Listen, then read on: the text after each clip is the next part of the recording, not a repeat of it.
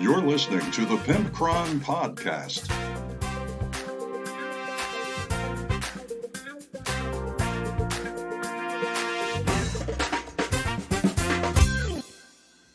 Welcome everybody to 100 episode. I'm stupid. 100 in episode 139. Yup, that's what I meant. GameMat.eu supports our show, and I greatly appreciate that. 10% off your order with Event10 at GameMat.eu for pre-painted terrain and all the different shapes of mats. They got double-sided mats too, so you should check that out. We also have a ragtag group of Patreon patrons, which I'm very, very thankful for. I really am. I truly appreciate that you guys like what I produce well enough to donate to me and things like that. I really appreciate it. So we have some Patreon patrons that support this show, and they're just great. Just great people. If you ever meet one, give them a big old wet sloppy kiss and stick your tongue in their ear. That's what they like. Unanimously, all of the Patreon patrons like a tongue in their ear. It's one of those things. Sometimes like minds come together, and if you support me on Patreon, you like a big old wet tongue in your ear. It's just one of those weird coincidences. So what are we talking about tonight? Well, we are talking about the rant about people need to get a grip online. They really do. And that's all I'm going to say about that. I also talk about the new Belakor model, and that's in the Want That or Want That Not. And then we have an email from Jeffrey, and he asks about what I think is coming in the future of Warhammer. And that's what we discussed today. What have I been up to? Well, besides the bodies that I have in my basement, despite not owning a basement, that is the mystery you have to figure out. But besides all those, I played Warhammer 40k this week and at the club, and it was fun. And I did a pseudo demo for a person that has not played in quite some time. He's actually from our old group before we moved to the current store, and he chose to give us a look. He never played any 8th edition, but he is trying to jump into 9th. So that was a fun game. I played my Chaos Space Marines, and I beat them pretty harshly. They made a lot of tactical errors, and I was trying to go a little easy on them, but I beat them pretty harshly. It was like, I don't know. It was like 40-10 or something like that. It was a pretty serious beating. I mean, we had very little models on the board. Like, we had both basically annihilated each other, but I was fortunate enough to have my models on the objectives to score the points, and they did not really go after the objectives hardly at all. So it was a tag team, one of our regular players and the new player versus me. And so they just did not play super well, despite me going like, hey, why don't you go get that objective? I mean, I'm not going to just try to crush someone. And they're like, oh, yeah, but I want to kill your Demon Prince first. And I'm like, all right, whatever. So then they kill the Demon Prince, but they still didn't score any objective points. So what do you do, right? And the really fun thing that we did was yesterday we had a brutality tournament at the store, and we had 10 people for that. Ultimately, 2 people had issues, so we only had 8 at the end. 2 people couldn't make it for various reasons, but we had 8 people, 8-person tournament, and we played Brutality, and it was a really neat format because it was a gauntlet format using the Bestiary Gauntlet rules. Man, I gotta stop yawning. And it was using the Gauntlet rules, so it was basically a passive tournament where half of the players would run the gauntlet and the other half would run the NPCs against them, and then they'd all switch. And we went out to lunch, and we had a great time. I had a nearly identical list to the person who won first place, but the difference between him and me was that on the second round out of 5, I had my Pistolier completely crippled. This rock elemental ran into the room, and punched my guy in the face and broke both of his pistols. He had 2 hand flamers. And then he grabbed my guy by the head and threw him into somebody else, and that broke his save, giving him trauma. So he had no save and no guns for the rest of the game. And I made it to room 4 out of 5. And then we had some tiebreakers. So the rankings were Andrew, then Matt, then JD, then just James, then me, and then a tie between Ash and Derek and Josh. So that's the way it went. Some people like Derek and Josh, they just rolled garbage, just rolled so bad. And it was truly unfortunate. You hate to see that happen, but it can happen in Warhammer. It can happen. You can get a bad-handed magic. Any game is like that. You can just have bad lineups, and that's what happened. So, but it was a ton of fun. It's rarely do we get together as a big group and do something for fun and go out to lunch and just spend the day together. It was very fun. So I ended up 5th out of 8, right? 5th out of 8. Yeah, I got 5th place, and Just James beat me for 4th. What a jerk. And that was fun. So that is basically all I got to talk about. I'm going to keep working on the missions for Brutality. I haven't been writing any of my short stories recently. And that is about it. Oh, I've been painting a lot of Flesh Eater Courts. A lot. So I have almost my entire army finished. And I've actually learned a lot of neat hobby tricks from doing that I'm going to share with you guys soon as I completely hammer out the hobby tricks. Because I've with this army, I've ran into a couple things that are really nice shortcuts, corners to cut. And hopefully they'll be helpful to you too. So let's get on with the next show. I feel, what's that feeling? I've got a music bumper coming up.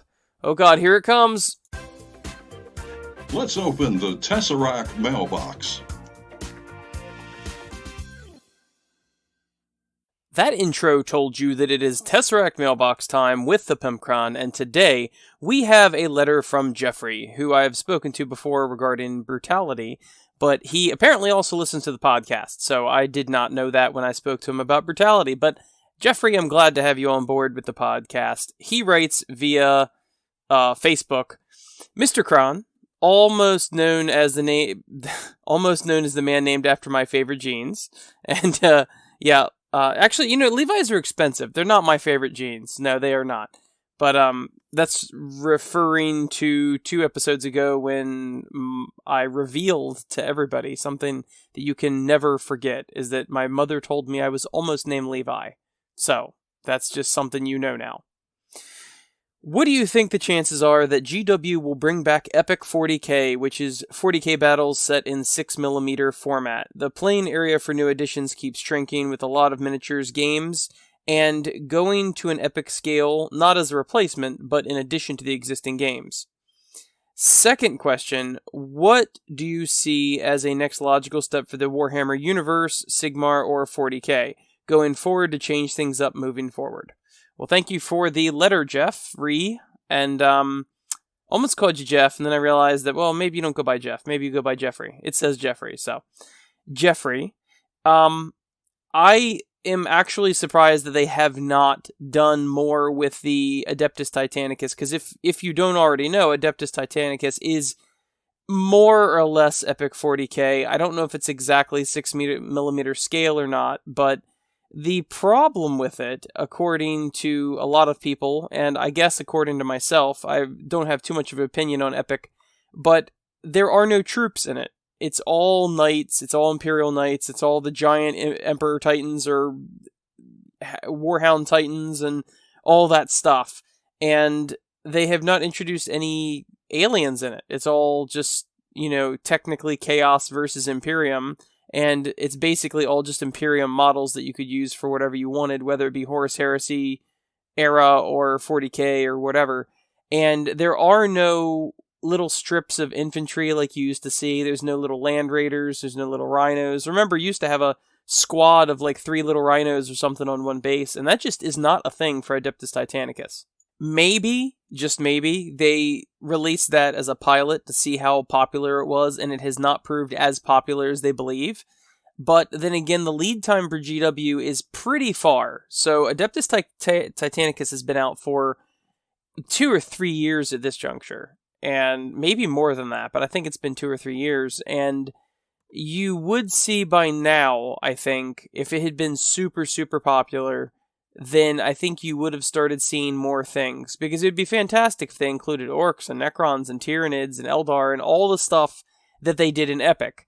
But they have not done that. And it would also be awesome to see your little Primaris Marines, 5 per strip or whatever. I tried Epic one time. I had a starter set that I split with Bliggity Blam Steve, and it just didn't pan out. I ended up selling it. But anyway, I am actually shocked that they have not either brought back Epic completely or just adjusted Adeptus Titanicus to be the new Epic, which everyone said it was going to be, but clearly it's not because it doesn't have all the options and all the everything that Epic had. Epic was a pretty neat idea, and I do kind of wish they'd bring it back. I might partake in some Epic, but I have not played a single game of Adeptus Titanicus, and I don't know of a single person who has, period. Like, I don't know, I've never met anybody who was like, oh, I play Adeptus Titanicus. You know what? Actually, there's a listener, Nate. Nate actually told me, I know him through Shorehammer, he actually told me that he did like Adeptus Titanicus, and when I was taking the piss out of it a couple years ago when it first came out, he wrote and he was like, hey, I really like that. So I guess there's something for everybody, but that is not for me, and if they expanded it, include Xenos and Chaos and things like that, you know what? I'd be much more willing to give it a try. But they have not, so I don't know what to tell you.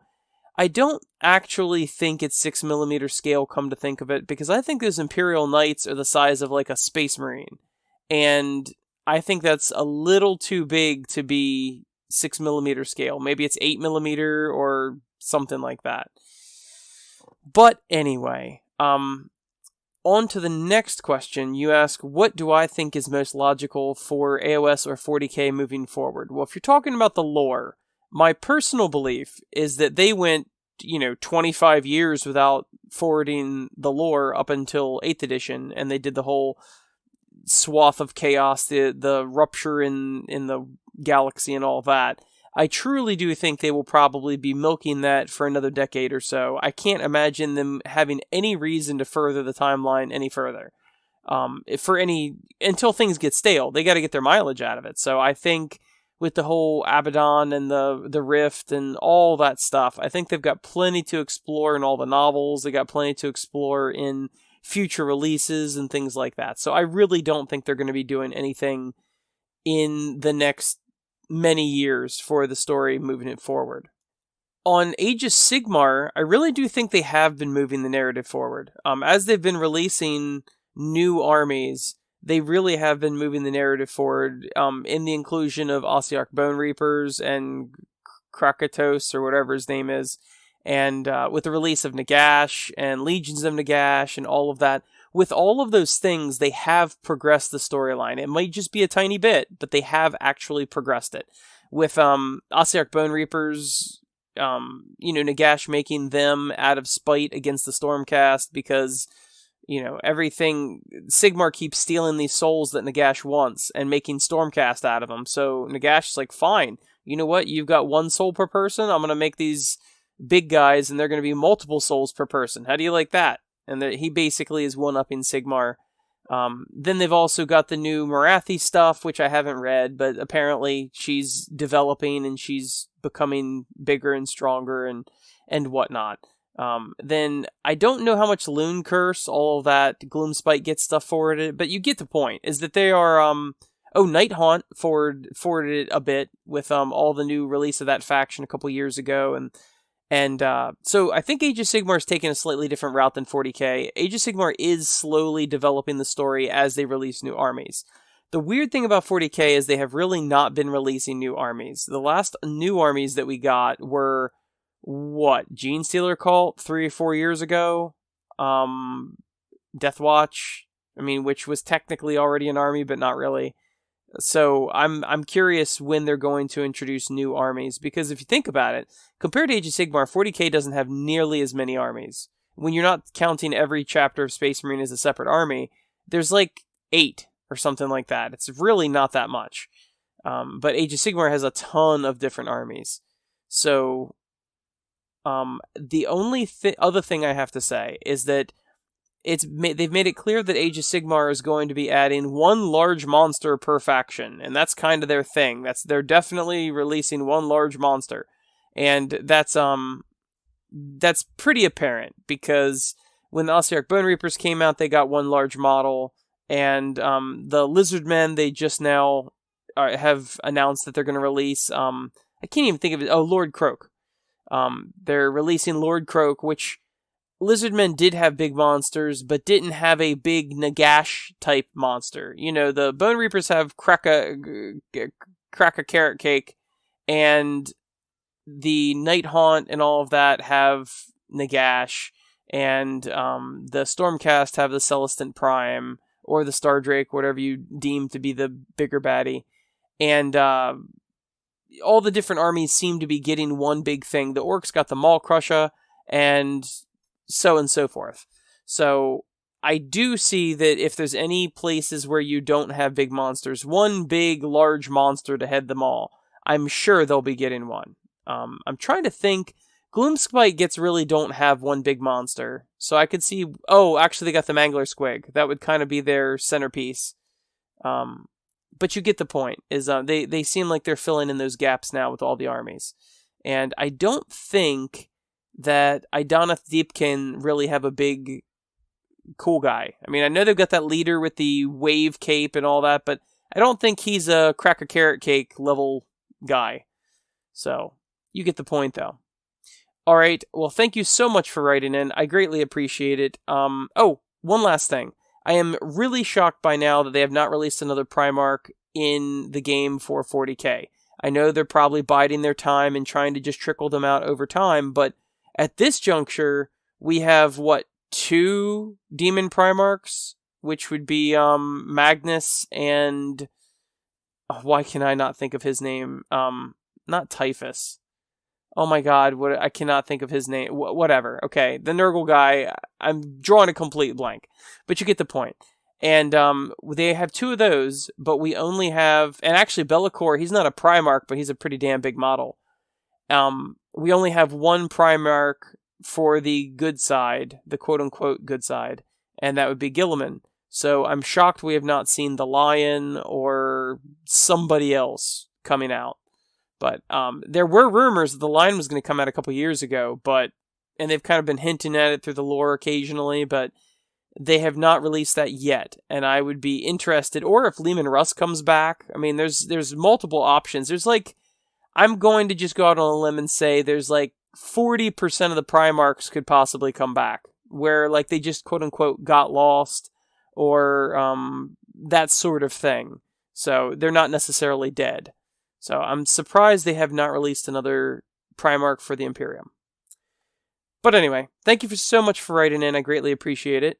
You can write to me at facebook.com/pimpcron or pimpcron@gmail.com. Want that or want that not? Today on the Want That or Want That Not, we are discussing Belakor the Dark Master. Ooh, baby. That is a nice looking model. I'm going to tell you right up front, this is a fantastic looking model. Frail, maybe. Huge, maybe. But still a fantastic looking model. So we all know Belakor. We all love Belakor. He is the unloved son of Chaos, and he always does his own thing. I don't think he has any mark at all. He either has all the marks or none of the marks. I don't know. Who cares? Point is that there's a itty-bitty, teensy-weensy, yellow polka dot Belakorini many years ago. It was metal. It's been metal for a long time. He's smaller than a regular Demon Prince, and it was time to do something new. So what did GW do? They gave him the Bloodthirster treatment, and now he is freaking massive. His wings are massive, and his body is massive, and he's standing on a very large thing. To be honest, it's hard to tell exactly how large he is. His wings definitely make up for a lot of the size that he appears to be. To be honest, if you take his wings off, he doesn't appear to be too much bigger than a regular Bloodthirster. I mean, he might be. It's really hard to tell without something next to him. But it is a pretty fantastic model. I love everything about it. And he looks like a slightly larger Demon Prince, Slightly larger Demon Prince, but he's standing on a pretty high base of, I can't even tell what it is. Rocks, I guess, debris. There's a destroyed Chaos Warrior at his feet, which is kind of funny. But then his wings are massive, so it makes him overall look much larger, but he is, I don't really think he's as big as it seems. I can't wait to see him in person. I'm not going to buy him. I don't play big named characters. I don't own a Nagash. I don't own any of that. So I'm not going to buy Belakor. I know he is already sold out online, and he's $140. I'm hearing through the grapevine that his 40k profile, as far as his stats, is much better than his Age of Sigmar profile, but he's still a pretty cool model at $140. To be honest, I don't think it's worth $140 to me to buy him. If he was $100, I would say, yeah, that's a solid buy for me. I mean, keep in mind, I'm not going to buy him anyway, because I have no interest in buying him. But as far as if I were interested in him, does he look cool enough to buy? Yes, I do think so. At $100, I would definitely buy him if I wanted to have him in my army. At $140, man, his stats better be awfully good to warrant $140. And like I said, I don't think he's quite as large as it seems when you take away all of his wings and things. He's got, the other variant is a Primaris Marine on his base, which is pretty cool. I thought they would actually end up doing that, either a Primaris Marine or a Chaos Warrior. And there is a Primaris, it looks like a Primaris Lieutenant on his base. And isn't that funny that even when they're releasing a new Chaos model, it still has to have a Primaris, it's still a Primaris Lieutenant release, either way. But he's a very cool looking model. His sword has some really neat effects to it. It's like swirling upward, and it's, I guess, flames, but it doesn't really look like flames. It looks like some sort of Vorpal something or other effect. And he's got what seems to be very, very fragile chains linked all in his wings. And overall, he's a very impressive model. I mean, I don't see anything horribly unique about him, to be honest with you. I actually think I like the Bloodthirster models a little better. But he's pretty cool looking, and he's giant, and he's Belakor. And, you know, Belakor has needed an update for quite some time. So I think his comeuppances finally came. And $140 is a bit high for me, but if you like Belakor, it's definitely a want that. He is in no way a bad-looking character. He just is a little bit, generic. But then again, the original one was too.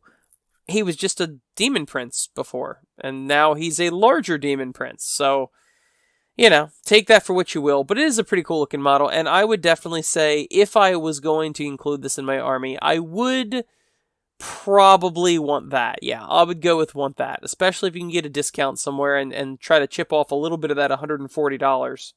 So there you have it. It's a want that for Belakor. Now it's time for Real Talk with Pimpcron. Today's Real Talk with the Pimpcron is actually a re-recording because it got real philosophical and real dark real quick. And I decided, you know what? Even though everything I was saying was completely true about life and existence and all that, I realized that it was not in the vein that I wanted this show to go. and for those of you who don't really think of philosophy and existence and things like that, it could get downright kind of depressing what I was saying, even though it's all true. But we don't like to think about a lot of those things. So, I think about that stuff all the time, but a lot of people are uncomfortable with those sort of topics, and I won't even get into what the topics were, but today I have a rant, a censored rant, because I was pretty mad in the other rant. I just listened to it, and I was like, you know what? I don't think I'm going to put that on the show. It doesn't fit the lighthearted theme of the show, blah, blah, blah. So, what was I ranting about? What set me off? Well, The Cursed City is a board game that just came out, and a lot of stores were promised, via a fiasco from GW, a lot of stores were promised, actually it seemed like a typo, 160 boxes, and then later on GW said 16 boxes, and then later on they said 8 boxes, and then some stores got no boxes, or not even 8. So a lot of people had already put in pre-orders like, hey, grab me that box when it comes in, etc., etc., and a lot of stores did not get any, and people are mad about it.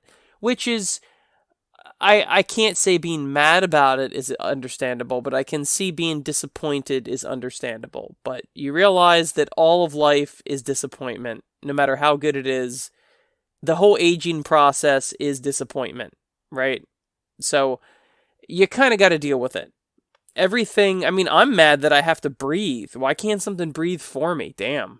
So this guy posts on multiple of the groups. I saw it in multiple places, and I gotta admit, I have seen very little that was as petty and trite and stupid as what this post was. This was on Facebook.